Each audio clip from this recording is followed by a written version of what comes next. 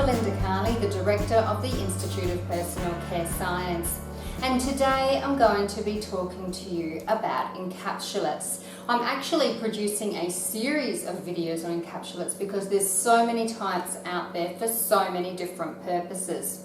And this very first video is just going to talk you through different sizes for different applications and the key fundamentals of how to stabilise them in formulations. And today is actually going to also include some information about exfoliants, which I'm going to be using some natural materials today that aren't true encapsulated materials, but still require the same sort of formulation principles to be stabilised in a formula.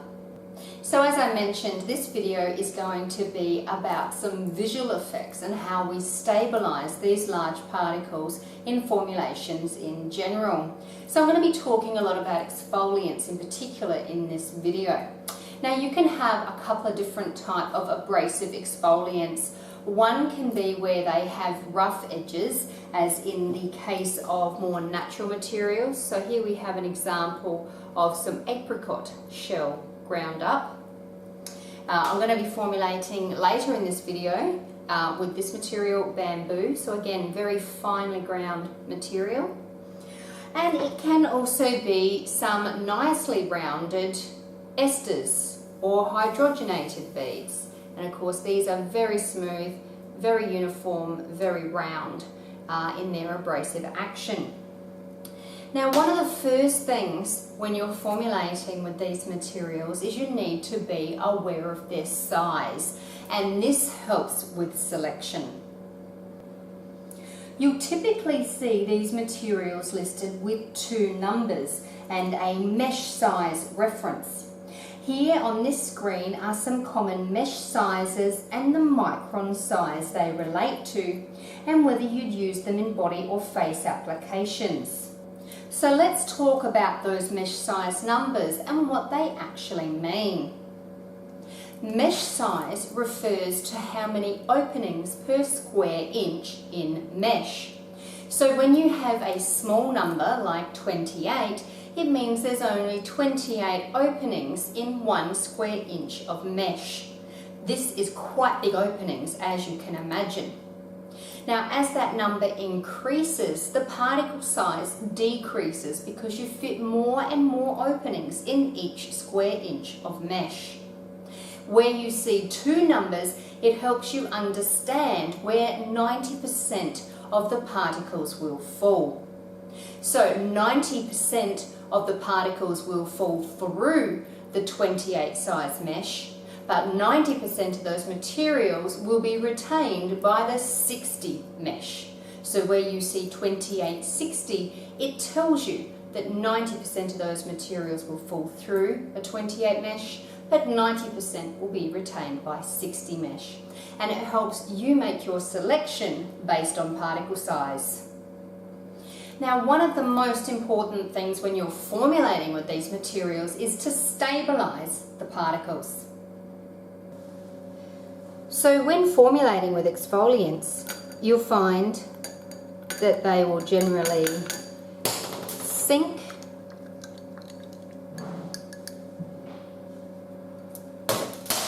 or float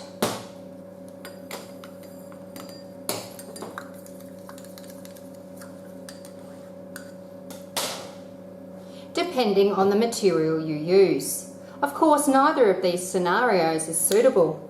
And what you really need is homogeneous dispersion of those exfoliant particles throughout the entire product for its whole shelf life.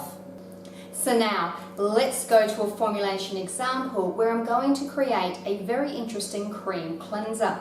Now in this product, I'm going to be combining some of the apricot shell, which is larger material, with some of the bamboo, which is a very fine material. Now, because this is an emulsion, it will appear white, and you can see the apricot kernels there. Now, the visual appearance to the consumer is that the apricot kernels are doing the cleansing, but it's actually a lot more of the bamboo present, which is giving a really fine polishing effect. So the overall impact with the larger particles and the smaller particles will be very cleansed, exfoliated skin that feels quite polished. And I've also got it in an emulsion base so that it's very gentle for the consumer. This would provide effective cleansing. Even in acne and irritated skin types, it would give a really nice polishing effect, but a gentle formulation base to help reduce any potential irritancy through the abrasive action. So let's get formulating.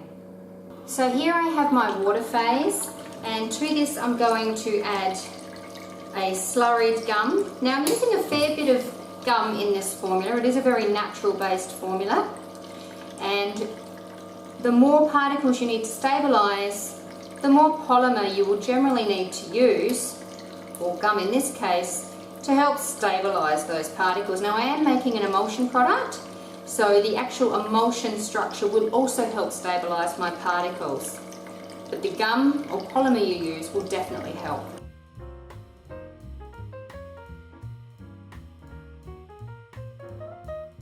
Now I don't have to worry about this gum feeling tacky on the skin because it's a foaming cleanser. It's going to be washed off shortly after application. So that kind of residual skin feel is not important for this type of product because it's being washed off. Now because I'm making a cream cleanser, I've prepared my oil phase here, and as you can see, it's mostly waxes with just a little bit of lipid. Now I need the emulsifying waxes to build body and structure to my cream cleanser.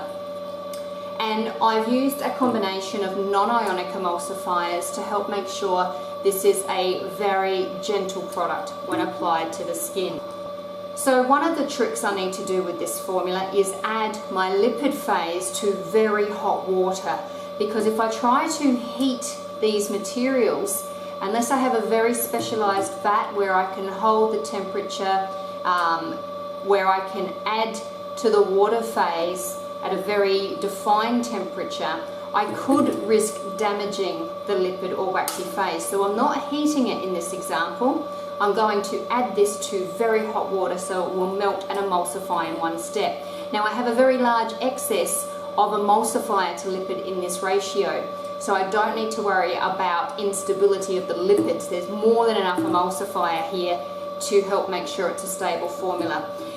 It will, of course, then have an excess of emulsifier, which is part of the cleansing process. And again, using those emulsifying waxes helps build structure and a stability to this cream product, which combined with the gum will help stabilise my abrasive particles.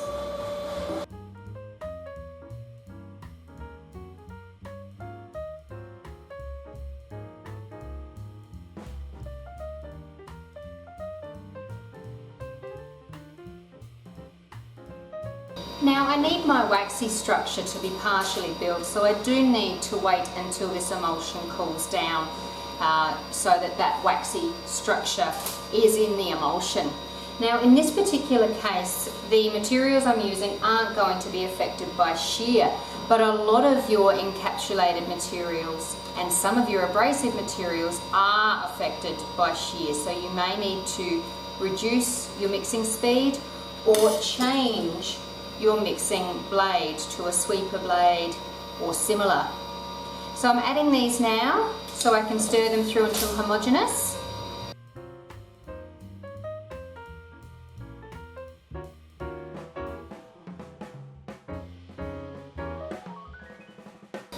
And when cooled below 40 degrees, I can then add my preservative and essential oils, which I've already pre-measured here.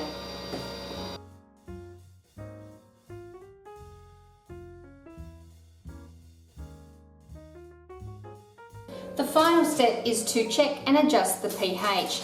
Now don't worry that the product is more liquid today than the example I showed you, because remember, this will set to its full consistency overnight. But you can see those particles very evenly dispersed throughout the waxy structure. And there you have it, how to stabilise particles in an emulsion-based product. Remember, the more particles you have, the more you need to stabilise them. And you can mix and match your particles depending on the end skin feel you require, of course your company philosophy, but don't forget to stabilise them well, especially where you're using two different sizes. Happy formulating!